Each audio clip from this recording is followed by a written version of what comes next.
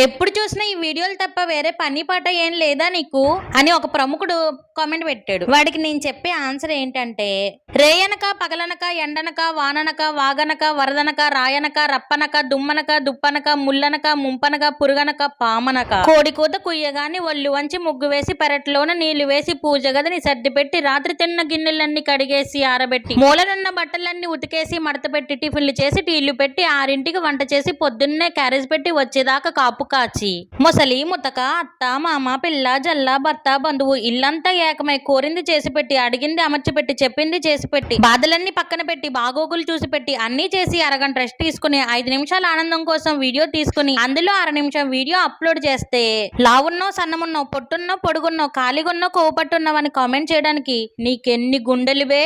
హమ్మేసా dialogue ఎలా ఉందో comment చేయండి. సరే గాని సబ్స్క్రైబ్ చేసుకోవడం మర్చిపోకండి. ఉంటాను.